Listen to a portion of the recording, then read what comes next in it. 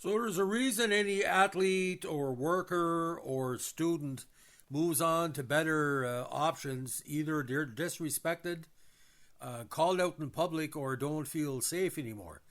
And this happened with Dave Keon. The reason why Dave Keon ended up in the WHA and had some successful years had to do with a lot about not being selected for the Summit Series in '72 for Team Canada. Now Keon, who was a superstar with the Maple Leafs for years, hoped to make Team Canada, but was coming off the worst years of his career in '71-'72, which had his lowest points per game average since his rookie year. The final pick for Team Canada came down between Keon and Bobby Clarke. It is believed that Clarke was selected because he had more points. Now, while Keon was not selected for Team Canada, the Ottawa Nationals of WHA made a strong effort to sign him, who they had placed on the negotiation list earlier that year. Toronto's crackpot owner, Harold Ballard, who had become the Leafs majority owner in March '72, said that Keon did not provide the leadership the team needed during the previous season and was refusing to give Keon a big salary increase after a poor year. Now, Keon signed a letter of intent with the Nationals and received a $50,000 check from the squad, but the deal fell apart just before training camp. Keon signed a 3-year deal with the Leafs and rebounded strongly in '73, scoring 37 goals. On November 22nd, '72, he scored his 297th goal as a Leaf, passing George Armstrong, and Frank Mahovlich to become the team's all-time leading goal scorer. Now, early in the '75 season, Ballard publicly blasted Keon, saying that the team was not getting good leadership from its captain and vowing never again to agree to a no-trade clause in a contract as he had with Keon. When Keon's contract expired at the end of the season, Ballard made it clear there was no place for him left on the Leafs. The Leafs believed he had some strong young prospects at center who needed more ice time, and Keon was again asking for a contract with a no-trade clause. The 35-year-old Keon was told he could make his own deal with another NHL team, but any club signing him would have been required to provide compensation to the Leafs.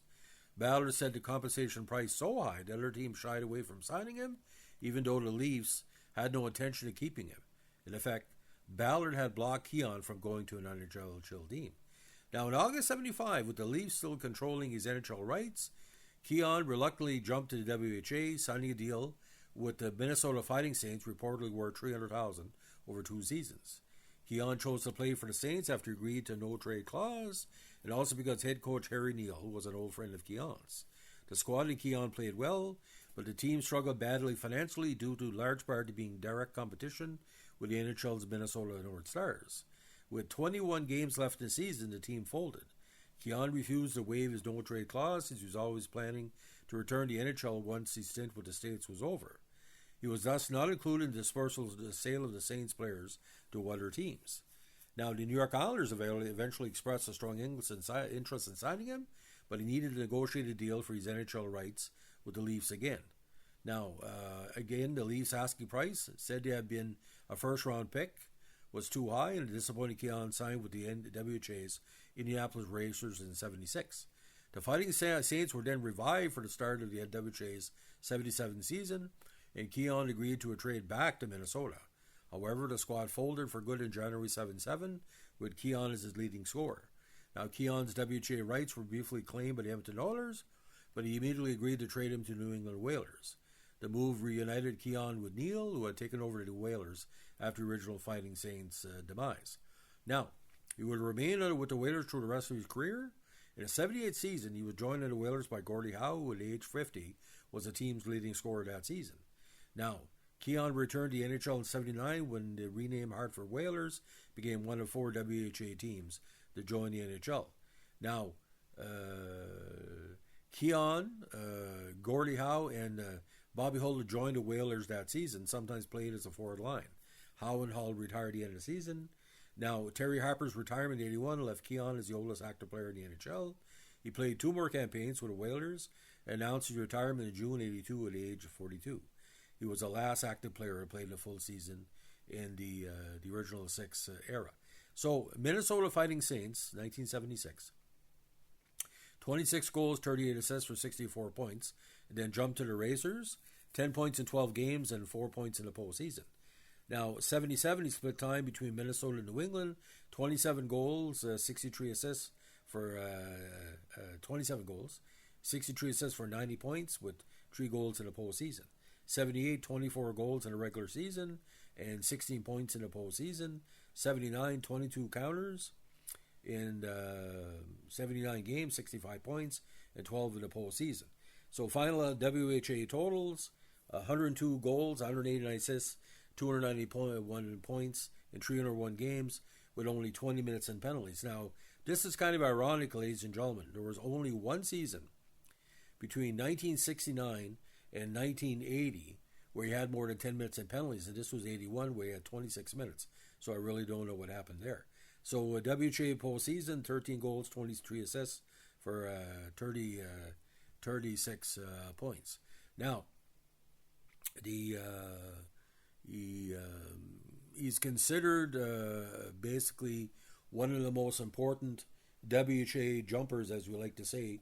And the reason why, if he would have stayed in Toronto, there was basically no room at the inn, because Ballard was just trying to cost cut like crazy, and he didn't like Keon's influence on some of the older players on the team.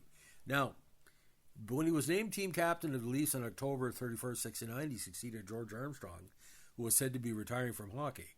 But Armstrong then returned to the Leafs 2 weeks later to play for another 2 seasons, but Keon remained captain and were to see for the rest of his years with the Leafs.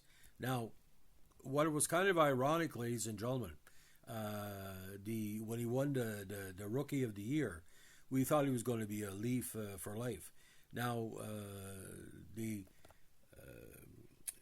ladies and gentlemen, the hockey lineage is strong in that family. His granddaughter, Caitlin Keon, played on the Brown Bears women's ice hockey program for 4 years from 2011 to 15. Now, the Keon's number was finally retired in 2016 after many years through the system. And of course, for many people, and that's an argument, but it's there, he has been voted the greatest Toronto Maple Leaf of all time. So here you got Harold Ballard, making this decision. Bitter over his treatment by Ballard and the Leafs, Keon refused for many years to have any relationship with the Toronto organization, even after Ballard's death, and after the club changed ownership several times.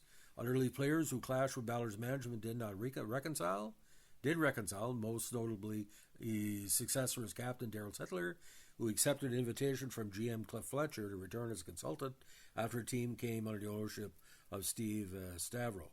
Now, he turned down numerous offers of reconciliation, including a number of retirement, but like I said, the spite was strong, and Harold Ballard would do that, the guy that ruined the Leafs in every shape or form.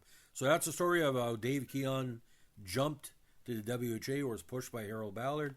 If you like what we're doing here with our Toronto Maple Leafs podcast, let us know with a like, comment, subscribe, or share. Bye.